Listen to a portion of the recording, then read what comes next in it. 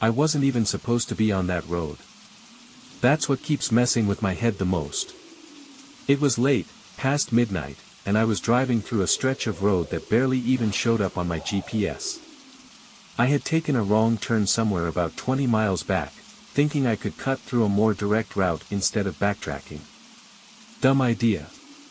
The road was barely maintained, just a single strip of cracked asphalt weaving through miles of dense, suffocating forest. My headlights were the only source of light. No street lamps, no houses, no other cars.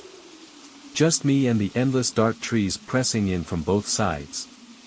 I had that weird feeling in my stomach, like I was somewhere I wasn't supposed to be. I turned the music down, trying to focus on the road.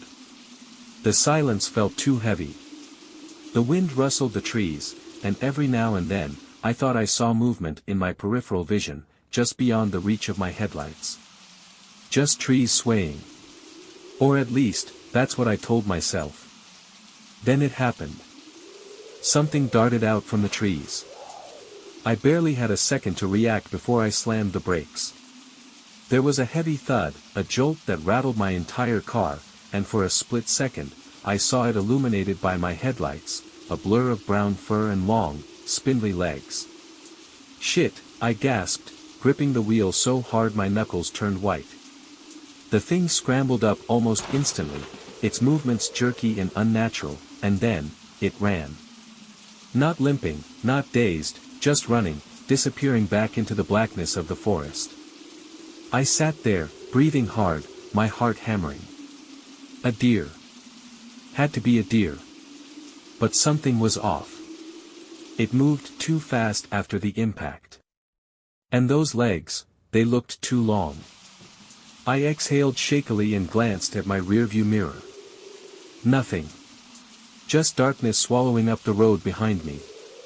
I took a deep breath and put the car back in drive, easing forward, trying to calm myself down. Just an animal. No big deal. It was probably fine. Then, maybe 20 feet ahead, my headlights caught something else. Standing dead center in the road. Tall. Too tall. Its body was long and thin, almost stretched. A human shape, but not quite.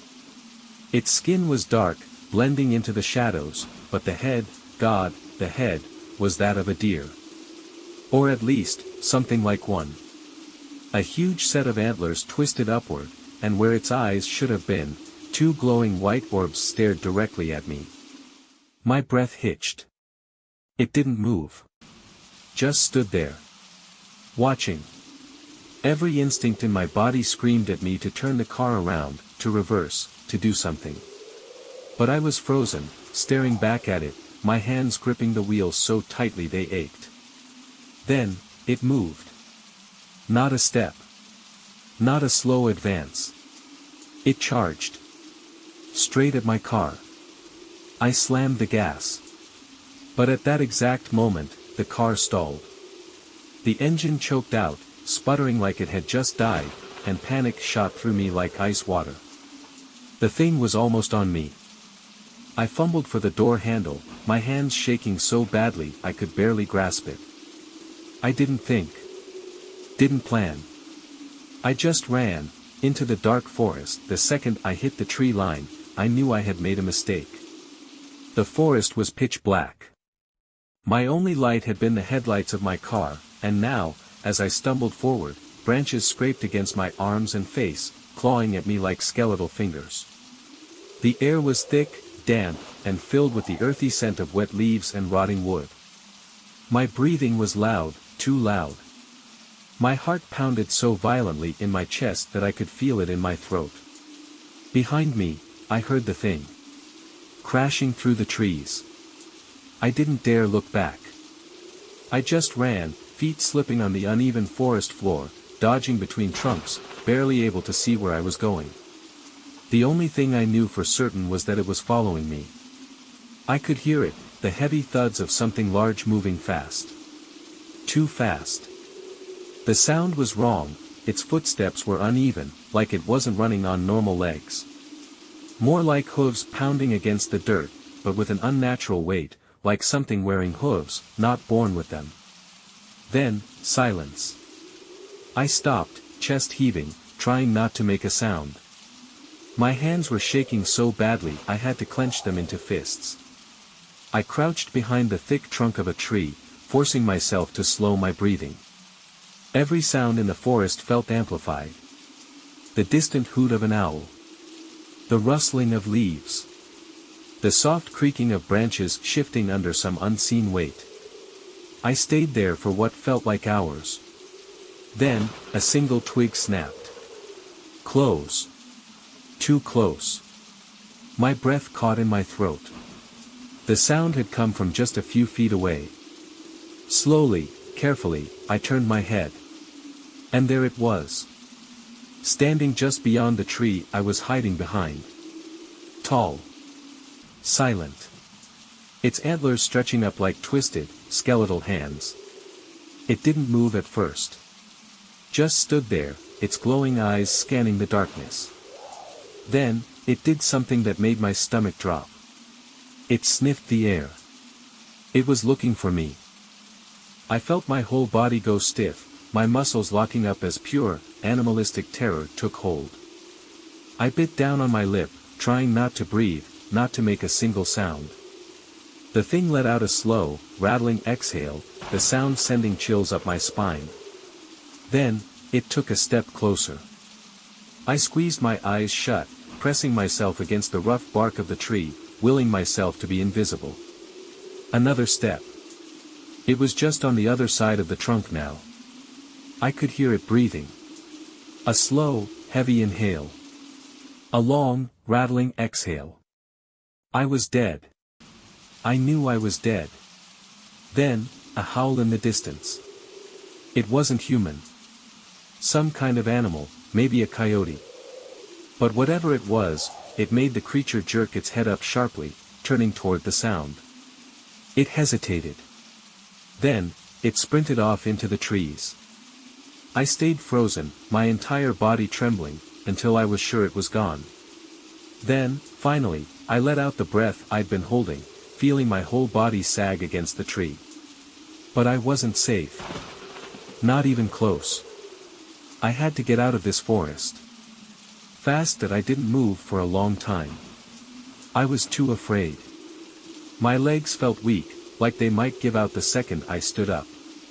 The only thing keeping me going was one single thought: I had to get out of here.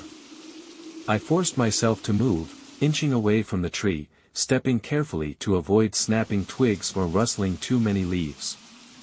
I didn't know if that thing was still nearby, but I wasn't going to take any chances. The problem was, I had no idea where I was. I had sprinted blindly into the forest like a goddamn idiot, and now, all I saw in every direction were endless trees stretching up into blackness. No paths. No signs. No way to tell where the road was. I needed to get my bearings. Slowly, I crouched down and ran my fingers through the damp dirt, searching for tracks, my own footprints, anything to tell me where I had come from. But the ground was covered in dead leaves and tangled roots.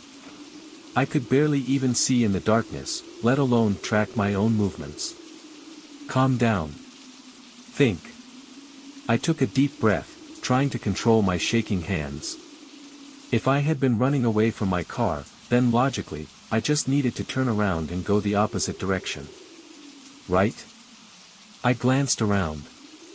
Every tree looked the same.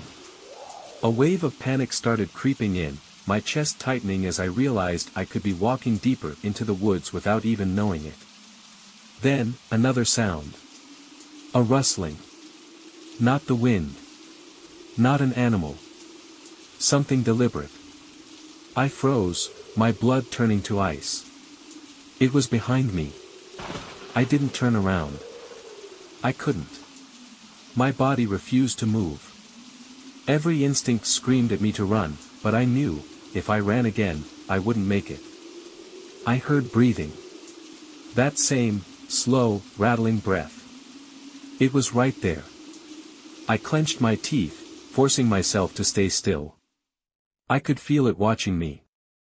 The air felt thick, like the whole forest was holding its breath. And then, a whisper. Not words. Not a voice. But something close. Too close. My legs finally worked again. I bolted. I didn't care about being quiet anymore, I just ran. Branches whipped against my arms, thorns scraped my legs, but I didn't stop. I didn't look back. And then, I saw light. A faint, yellow glow through the trees. My car. My headlights were still on. Hope surged in my chest. I sprinted toward it, feet pounding against the dirt, heart hammering so loud I could hear it in my ears. I was close. So close. Then, that sound. A guttural, awful screech. The trees exploded behind me. It was coming that I didn't have time to think. That screech ripped through the trees like a blade through flesh, raw and unnatural, like an animal being torn apart, but deeper. Hungrier. I ran harder. Branches slapped my face, my arms, my legs. I barely felt them. My lungs burned. My vision blurred from the sheer force of my sprint. But I could see the headlights now, cutting through the darkness, my car still sitting there in the middle of the road. Almost there. Then, the pounding of hooves. Behind me. Too close. It wasn't running like a normal animal. It was crashing through the forest. I could hear trees snapping, the ground shaking under the force of its weight. My legs screamed for me to stop, but I pushed forward, fueled by pure, blinding terror. The road was just ahead, 10 feet away. 5. Then, as I burst through the last line of trees, something yanked me back. I didn't see it. I didn't even feel it at first. Just a force, something cold and unnatural wrapping around my ankle and pulling. I hit the ground hard, my breath knocked from my lungs. My fingers clawed at the dirt, trying to hold on, but it was dragging me. I screamed. I kicked wildly, thrashing, trying to get free. My foot connected with something solid, wet, and wrong. It felt like skin over bone, too smooth, too stretched. A deep, ragged hiss filled the air. The grip loosened for just a second, I took it. I yanked my foot free and scrambled forward, lunging onto the pavement like a drowning man gasping for air. I didn't stop. I staggered to my feet and sprinted to my car, my hands shaking so bad I nearly dropped my keys as I fumbled to unlock the door. Behind me, that screech again. Louder. Closer. I didn't look. I couldn't. I yanked the door open, threw myself inside, and slammed it shut. My hands were a mess of sweat and blood as I jammed the key into the ignition. Click. The engine didn't turn over. Come on, I gasped, twisting the key again. Click. Click. I slammed my fist against the wheel. And then the car rocked. Something slammed into it. Hard. I screamed. I didn't want to look. I knew I shouldn't. But some awful, twisted part of me had to. I turned my head. And there it was. Right outside my window.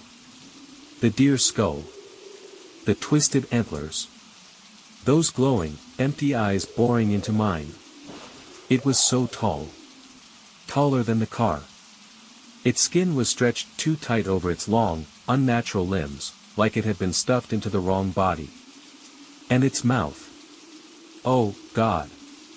Its mouth opened. Wide. Too wide. And it screamed, the sound tore through me, a screech so loud, so deep, it felt like it was inside my skull. Like it wasn't just something I was hearing, but something I was feeling. My vision blurred, my eardrums felt like they were going to burst. My entire body locked up, frozen in sheer, primal terror. My brain wasn't working anymore. I was an animal now. And then, it moved. It slammed its hand against my window. Or, not a hand. A twisted mess of fingers and hooves.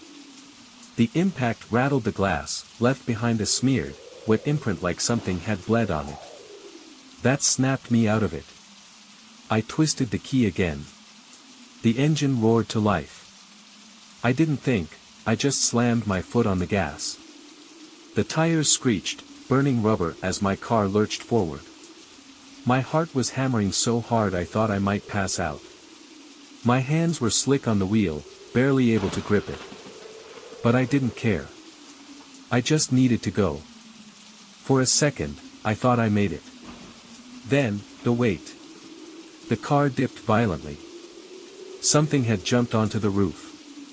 I screamed, gripping the wheel as the entire frame groaned under the pressure. The roof buckled slightly. I heard scraping, shifting. It was climbing down. I could see its shadow through the windshield now.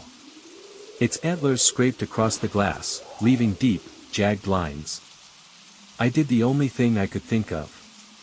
I jerked the wheel. The car veered to the side, swerving violently. The tires hit the loose gravel at the edge of the road, and for a split second, I thought I was going to flip. But then, the weight disappeared. I barely had time to react. Something slammed into my windshield. A blur of twisted limbs, of those horrific, glowing eyes. The glass cracked down the middle.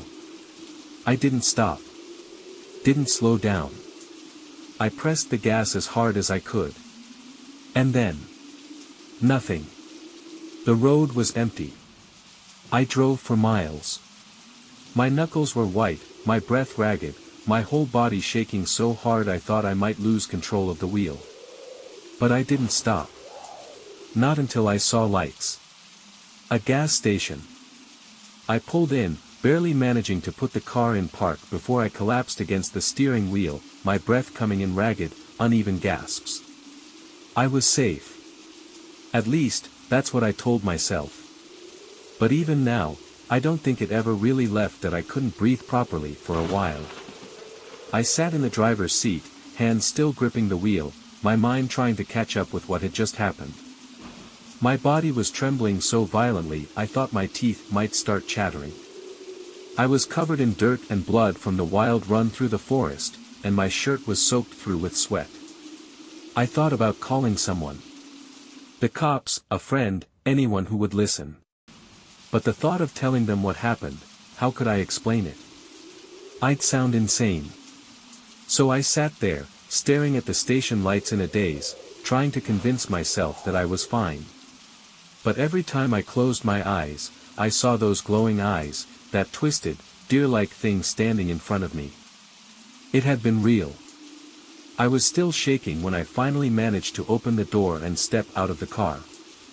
The cool night air hit my skin, but I didn't feel better. I didn't feel safe. The skin on my neck crawled, like someone was standing behind me. I spun around, half expecting to see that thing lurking in the shadows. But nothing was there. I walked into the gas station, feeling like I was moving through a dream. The fluorescent lights buzzed overhead, casting a sickly, sterile glow on everything. I went to the counter and tried to act normal, as though the nightmare I'd just lived through hadn't just happened. The clerk didn't even look at me. Just kept staring at the screen, tapping away at something. I could tell he didn't want to be bothered. Just give me a bottle of water, I managed, my voice shaky.